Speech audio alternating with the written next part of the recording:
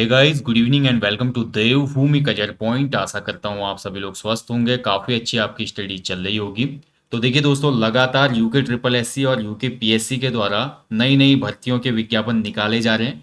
आज आपका एक और नई भर्ती का विज्ञापन यहाँ पे रिलीज कर दिया गया है, जिसका बहुत लंबे समय से उत्तराखंड के डिप्लोमा वाले कैंडिडेट्स को इंतजार था, जिन्होंने डिप्लोमा किया है सिविल में, मैकेनिकल वगैरह में। तो उन लोगों को एक काफ़ी लंबा इंतजार था और पिछली भर्ती आपकी कैंसिल हो गई थी इसकी।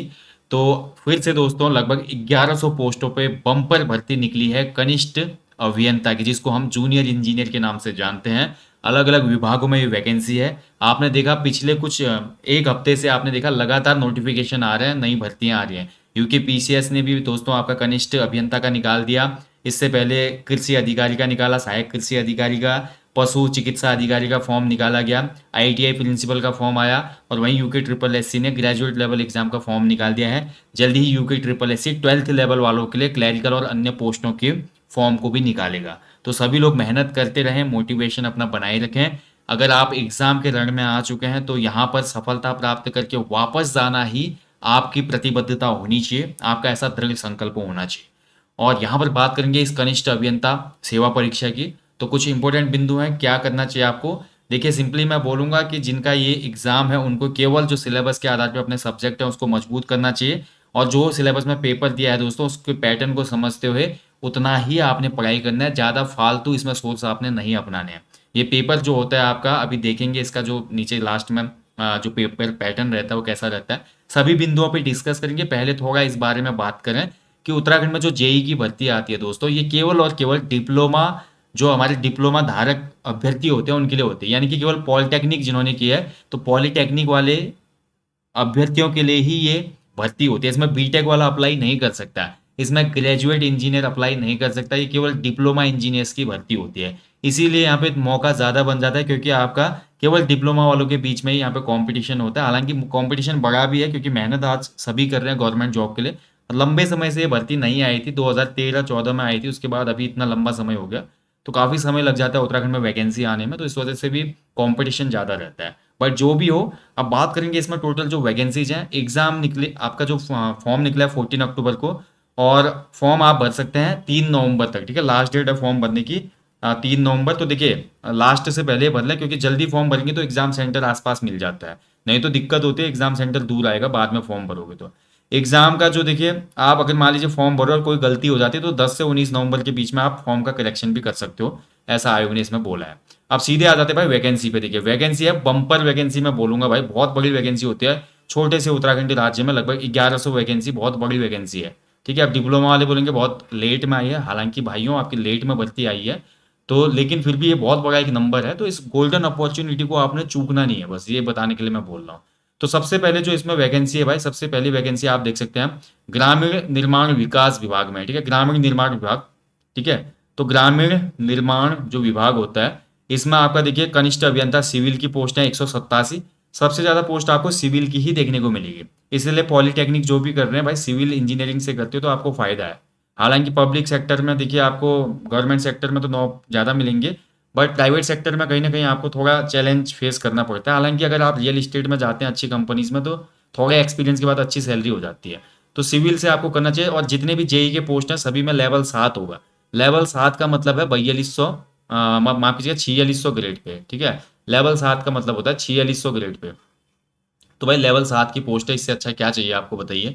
ठीक है, तो अच्छी पोस्ट हैं। सबसे पहले देखिए 187 पोस्ट हैं आपका। इसमें देखिए आपका केवल जो इसमें क्वालिफिकेशन होती है वो आपका सिविल इंजीनियरिंग में डिप्लोमा। फिर ग्रामीण निर्माण विभाग में आप देख रहे होंगे विद्युत, हमारा कनिष्ठ अभियंता की भी पोस्ट है, 9 पोस्ट है। ठीक है, मतलब जो इलेक्ट्रिकल की पोस्ट है 9 ही है देखिए। इसके बाद कनिष्ठ अभियंता प्राविधिक की भी पोस्ट है 5। इसमें आपका सिविल में ही डिप्लोमा मांग रहा है देखिए इसमें भी। जबकि जो हमारा विद्युत वाला है उसमें इलेक्ट्रिकल इंजीनियर को मांगेगा। ठीक है, अभी अगला जो है भाई देखिए सिंचाई विभाग। सिंचाई विभाग में कनिष्ठ अभियंता सिविल के 75 पोस्ट हैं, इसमें भी सेम चीज़ है। और कनिष्ठ अभियंता मैकेनिकल के भी पोस्ट हैं इसमें। तो मैकेनिकल वाली निराश मत हो, जिन्होंने मैकेनिकल इंजीनियरिंग से डिप्लोमा किया उनके भी 63 पोस्ट हैं इसमें। ओके, इसके बाद बात करते हैं लघु सिंचाई विभाग में। देखिए कनिष्ठ अभियंता सिविल के 22 हैं, यांत्रिक यानी कि मैकेनिकल के 18 हैं, और कृषि वालों के लिए 6 पोस्ट हैं। पंचायती राज विभाग में देखिए इसमें ज़्यादा होंगे, तो 41 पोस्ट हैं पंचायती राज विभाग में, और ये केवल सिविल इंजीनियरिंग के हैं। ठीक है, और किसी के नहीं होते उसमें, क्योंकि सिविल इंजीनियरिंग चाहिए उसमें। इसके बाद देखिए पेयजल एवं स्वच्छता विभाग, जल संस्थान भी जिसको बोलते हैं। पेयजल पेयजल और स्वच्छता विभाग भी अलग है, मतलब जल संस्थान भी अलग होता है। इन दोनों में कंबाइंड वैकेंसी है। तो सिविल की है यहाँ पे 79, ठीक है, और सिविल की है 50। तो यहाँ पर देखिए आपका टोटल आप देख रहे हैं सिविल की ही ज़्यादा वैकेंसी आपको देखने को मिल रही है। मैकेनिकल की भी 12 वैकेंसी है इसमें। पीडब्ल्यूडी देखिए हर किसी का फोकस होता है कि मैं पीडब्ल्यूडी में ही जाऊँ, ठीक है, पीडब्ल्यूडी यानी कि लोक निर्माण विभाग। तो इसमें जेई की सबसे ज़्यादा पोस्ट होंगी भाई सिविल के 210, और इसमें प्राविधिक की है 16, इसमें भी आपका सिविल ही चाहिए। इसके बाद देखिए यांत्रिक की केवल 2 पोस्ट हैं पीडब्ल्यूडी में, और 24 पोस्ट हैं यहाँ पे इलेक्ट्रिकल के पीडब्ल्यूडी में। इसके बाद बात करते हैं देखिए हमारा ऊर्जा विभाग जो है, इसमें आपका अवर अभियंता की पोस्ट है लेवल 7, और इसमें आपका इलेक्ट्रिकल में डिप्लोमा चाहिए। आवास विभाग में आपका 135 पोस्ट है, और इसमें आपका देखिए किसी मान्यता प्राप्त संस्थान से सिविल में ही चाहिए इसमें भी डिप्लोमा, ठीक है। कृषि एवं कृषक कल्याण विभाग में भी आप देखिए 37 पोस्ट हैं। इसमें आपका किसी में भी एक आपका डिप्लोमा होना चाहिए, कृषि, सिविल, मैकेनिकल, विद्युत में किसी में भी हो चलेगा, आपका काम हो जाएगा, ठीक है। शहरी विकास विभाग में आपका 32 पोस्ट हैं, तो इसमें केवल सिविल इंजीनियरिंग में डिप्लोमा मांगा है। उरेडा में भी वैकेंसी आई है भाई, देखिए उरेडा में 10 पोस्ट हैं, तो इसमें आपका सिविल, इलेक्ट्रिकल या मैकेनिकल इंजीनियरिंग में डिप्लोमा होना चाहिए, ठीक है, और 2 साल का एक्सपीरियंस भी मांगा गया उरेडा में। तो बाकी देखिए पिटकुल में भी आपकी वैकेंसी आई है, 5 वैकेंसी है पिटकुल में। Power transmission corporation of Uttarakhand limited, ठीक है, पिटकुल। तो पिटकुल में भी भाई वही सेम कंडीशन है, इसमें थोड़ा कुछ ज़्यादा दिया हुआ है, सिविल इंजीनियरिंग का होना चाहिए, ठीक है, एआईसीटीई से मान्यता प्राप्त होना चाहिए। एआईसीटीई से तो होता ही है सबका, गवर्नमेंट और प्राइवेट कॉलेज ऐसे नहीं होते। 15 पोस्टें हैं उत्तराखंड जल विद्युत निगम में, यानी कि यूजेवीएनएल जिसको कहा जाता है, ठीक है, इसमें भी सेम है टर्म एंड कंडीशन। एंड इसके बाद देखिए एक यहाँ पे यूजेवीएन में और पोस्ट है, लेवल 8 की पोस्ट है भाई, ये तो अवर अभियंता की, देखिए अवर अभियंता की भी है यहाँ पे, इसमें अवर अभियंता की देखिए लेवल 8 की पोस्ट है। इनमें लेवल 8 की है यूजीवीएन में, देखिए लेवल 8 मतलब 4800 ग्रेड पे, ठीक है, अवर अभियंता की पोस्ट है। चलो बढ़िया हो गया ये तो, ठीक है। तो भाई टोटल देख सकते हो इतने पोस्ट हैं, और लगभग आप मान के चलो 50% से ज़्यादा जो पोस्ट हैं, उससे भी ज़्यादा ये केवल और केवल सिविल इंजीनियरिंग वाले कैंडिडेट्स के लिए हैं। तो सिविल वाले जो है भाई जाग जाओ और मेहनत करो, ठीक है। बाकी जो भी यहाँ पे पोस्ट होंगे आपके नॉन गेजेस्टेड पोस्ट हैं, ठीक है, परमानेंट पोस्ट है लेकिन नॉन गेजेस्टेड है, कुछ इसमें परमानेंट नहीं होते। परमानेंट ना होने का मतलब ये कि मान लीजिए आप किसी विभाग में सेलेक्ट हुए, अगर किसी पोस्ट में अस्थाई लिखा है ना, अस्थाई का मतलब ये होता है कि देखिए ध्यान से समझिए इसको। मान लीजिए आपका सिलेक्शन अभी पिटकुल जेई में हो गया, जो मैं बोल रहा था अभी, पिटकुल जेई में आपका सिलेक्शन हो गया मान लो, और पिटकुल जेई में कुछ समय के बाद ऐसा हुआ कि आपको पिटकुल छोड़ के जाना पड़ा किसमें, यूपीसीएल में, उत्तराखंड पावर कॉर्पोरेशन लिमिटेड में, आपको यहाँ से यहाँ भेज दिया गया, तो आप इस विभाग में परमानेंट नहीं हो, ऐसी पोस्टों को अस्थाई कहा जाता है। और जैसे पीडब्ल्यूडी में जो सेलेक्ट होगा वो पीडब्ल्यूडी में ही रहेगा हमेशा, तो वो स्थायी पोस्ट होती है, ठीक है। तो कुछ पोस्टों में स्थायी लिखा होगा, किसी में अस्थायी लिखा होगा, तो इस चीज़ का फर्क आप समझ लीजिएगा। बाकी ये देखिए भाई यहाँ पे कैटेगरी वाइज आपका दिया है वैकेंसी कहाँ पे कितनी है, ठीक है। तो कैटेगरीज के लिए भी वैकेंसीज है, मतलब जो हमारे दिव्यांग कैंडिडेट है उनके लिए भी। अब देखिए इसमें आपका देखिए जो कनिष्ठ सहायक, माफ कीजिए, कनिष्ठ अभियंता है, इसके पदों की भर्ती के लिए आपको निम्न प्रावधानों की जो लिस्ट दी गई, इनमें से एक क्राइटेरिया आपका होना चाहिए। एक क्राइटेरिया नहीं बोला है इसमें, तो आपका ये सभी चीज़ें होनी चाहिए। उत्तराखंड से हाई स्कूल इंटरमीडिएट आपका या होना चाहिए, ठीक है। या दूसरा आपका देखिए उत्तराखंड आपका जो एम्प्लॉयमेंट एक्सचेंज होता है वहाँ पे आपका नाम होना चाहिए। देखिए मान लीजिए अगर आप इस फॉर्म को भर रहे हैं ना, अर्हता नियमावली यथा निम्न प्रावधानों के अनुसार किया जाएगा। या तो आपका हाई स्कूल इंटर उत्तराखंड से होना चाहिए और डिप्लोमा आपने कहीं से भी किया हो, या आपका उत्तराखंड के एम्प्लॉयमेंट एक्सचेंज में नाम रजिस्टर्ड होना चाहिए, ठीक है, या आपका उत्तराखंड के आपका क्या होना चाहिए, स्थायी निवास होना चाहिए, ठीक है, मूल निवास। ये 3 कंडीशन होती है उत्तराखंड ग्रुप सी में। हालांकि इसमें ये बोला कि हाई स्कूल इंटर उत्तराखंड से होना चाहिए, साथ ही आपका उत्तराखंड के किसी सेवायोजन कार्यालय में भी नामांकन होना चाहिए। अब मान लीजिए किसी का सेवायोजन कार्यालय में पंजीकरण नहीं है, तो वो लोग अभी भी पंजीकरण कराएंगे, तो 7 दिन में आ जाता है पंजीकरण, तो अभी भी आप करवा सकते हैं, कोई दिक्कत वाली बात नहीं, जिनका रजिस्ट्रेशन नहीं है एम्प्लॉयमेंट एक्सचेंज में, ठीक है, एम्प्लॉयमेंट जो ऑफिस होता है वहाँ पे आप अभी भी करवा सकते हैं अगर नहीं है तो। बाकी जो एज कट ऑफ है भाई, आपकी एज जो होती है इसमें देखिए, कुछ पोस्टों में 18 साल है न्यूनतम एज, और कुछ पोस्टों में 21 साल है। तो कहीं कहीं पे आपको 18 वर्ष दिखेगी, कहीं पे 21 साल दिखेगी, ठीक है। और जो मैक्सिमम एज है वो 42 है, और इसमें एक्सटेंशन मिलेगा भाई, 5 साल का रिलैक्सेशन मिलेगा SC ST OBC को। बाकी देखिए 18 साल वाला भाई जो डिप्लोमा होल्डर है वो भर सकता है, और कुछ पोस्टों में 21 न्यूनतम उम्र मांगी गई है, तो यानी कि 1 जुलाई 2023 को आपकी एज न्यूनतम 18 होनी चाहिए, जहाँ पे 18 मांगी गई है, जहाँ पे 21 मांगी गई है तो 21 होनी चाहिए, ठीक है। इस चीज़ का ध्यान रखें। चलिए बाकी देखिए पूर्व में जिन लोगों ने फॉर्म भरा था भाई राज्य कनिष्ठ अभियंता सेवा परीक्षा के लिए, जिन्होंने आवेदन किया था, उनकी जो एज कट ऑफ होगी ना, ठीक है, तो ऐसे अभ्यर्थियों को प्रश्नगत परीक्षा में सम्मिलित किया जाएगा। जिन्होंने पहले फॉर्म भरा था उनकी अभी एज ज़्यादा भी हो रही है तो उनको मौका मिलेगा क्योंकि उन्होंने पहले फॉर्म भरा है। चलिए ये तो हो गई बात है। अब इसके बाद सीधे बात करते हैं इसमें जो फीस वगैरह है, फीस की बात करते हैं भाई। भाई जेई की पोस्ट जो है ना उत्तराखंड में सबसे बेस्ट पोस्ट है, मैं आपको फिर बता दूं। जेई का जो ग्रेड पे होता है और जेई का जो ठीक ठाक होता है, अपना फील्ड वर्क भी रहता है, कहीं पे ऑफिस का भी रहता है, लेकिन बढ़िया जॉब है उत्तराखंड में जूनियर इंजीनियर की।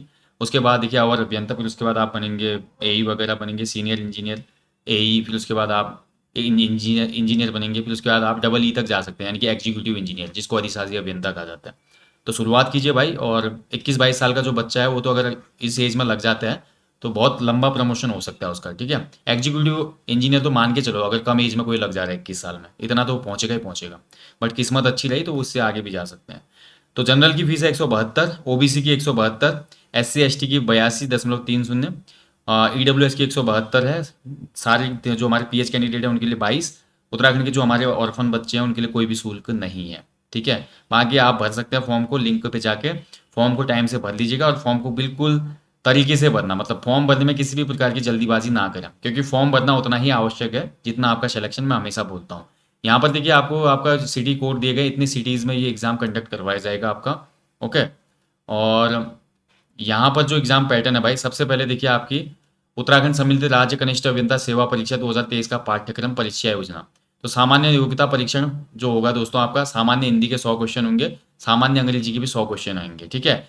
यानी कि आपका जो पहले पेपर होंगे वो सामान्य हिंदी का, एक तो हिंदी का पूरा पेपर होगा 100 मार्क्स का, ये MCQs बेस्ड होगा, और दूसरा अंग्रेजी का भी 100 क्वेश्चन वाला पेपर होगा, ये भी MCQs बेस्ड होगा, ठीक है। तो कुल प्रश्नों की संख्या 100 रहेगी, 2-2 घंटे मिलेंगे इसमें, 1/4 की नेगेटिव मार्किंग होगी। इसके बाद देखिए आपका जो मेंस का आपका जो पेपर है, जो आपके सब्जेक्टिव पेपर है, ठीक है, इसमें सिविल इंजीनियरिंग का अपना पेपर होगा भाई, ओके।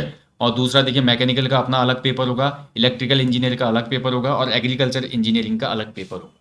यानी कि इसमें जो पेपर होंगे आपके, क्वेश्चनों की संख्या इसमें 180 रहेगी। प्रत्येक प्रश्न जो होता है 2 अंकों का होगा, 360, यानी कि आपके 2 प्रश्न पत्र होंगे ना। सिविल वालों के भी 2 पेपर होंगे, मैकेनिकल के भी 2 पेपर होंगे, एक पेपर में 180 क्वेश्चन आएंगे, और प्रत्येक पेपर 360 मार्क्स का होगा, क्योंकि क्वेश्चन 1 नंबर का ना होगा, 2 नंबर का होगा, और 3 घंटा अवधि इसमें मिलेगी आपको, ठीक है। और ध्यान रखेंगे दोस्तों, अब आपका देखिए 360 यानी कि 720 नंबर का आपका क्या हो गया, अपना सब्जेक्ट हो गया, और 100 नंबर की हिंदी हो गई, 100 नंबर की सामान्य अंग्रेजी हो गई, 200 ही हो गया। तो 720 और 200 यानी कि 920 अंकों पर आपकी मेरिट बनेगी।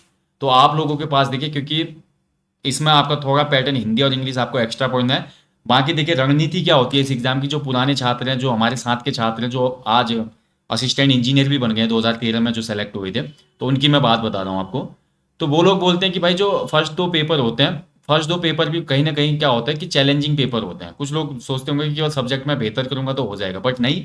आज कंपटीशन और आज सोर्सेज इतने ज़्यादा हैं, आप देखिए ऑनलाइन सोर्स इतने हैं कि आदमी सामान्य हिंदी सामान्य अंग्रेजी में भी अच्छा परफॉर्मेंस कर रहा है। तो यानी कि यहाँ पर भी आपका कम से कम अप्रोच होना चाहिए कि 70% मार्क्स को गेन किया जाए, 70 करना ही करना है यहाँ पे, ठीक है, दोनों पोर्सन में।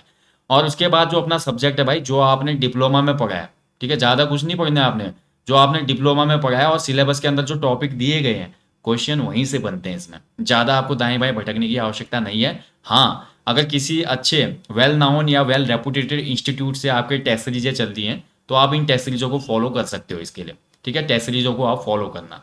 बट सिलेबस तो भाई अपना जो आपने पढ़ा है, जो आपने डिप्लोमा के दौरान पढ़ा है, या जो आपके पास उसमें बोलते हैं ना वो, एक जो हमारी बुक आती है, गाइड टाइप की बुक आती है, तो गाइड वाली जो बुक होती है उसको पढ़ना और बेहतर रहता है इसमें, ठीक है। उसमें आपको क्या होता है कि बर्डन कम होता है और पॉइंट टू पॉइंट आप स्टडी कर पाते हैं। तो civil, mechanical, electrical and agriculture वाले सभी लोग देखिए फोकस कीजिए इसमें। और पेपर देखिए अभी, क्योंकि पेपर रद्द हुआ था तो इसमें आपने देखा ही होगा पेपर किस प्रकार का बना था, ठीक है।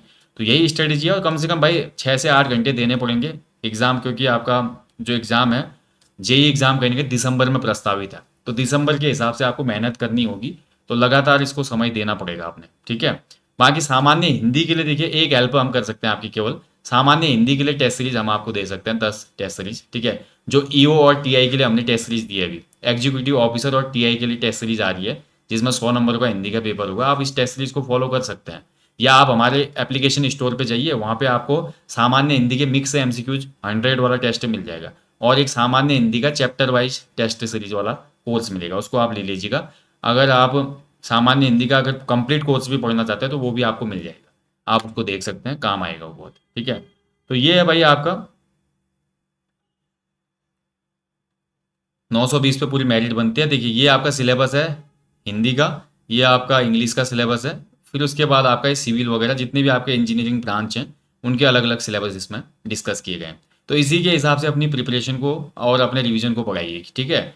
और अभी भी मौका है भाई, अभी भी आपके पास पूरे अक्टूबर आधा बचा हुआ है, अभी नवंबर दिसंबर यानी कि 2.5 महीने का समय है। तो बिल्कुल भी समय ना गंवाएं और मेहनत करते रहें, ठीक है।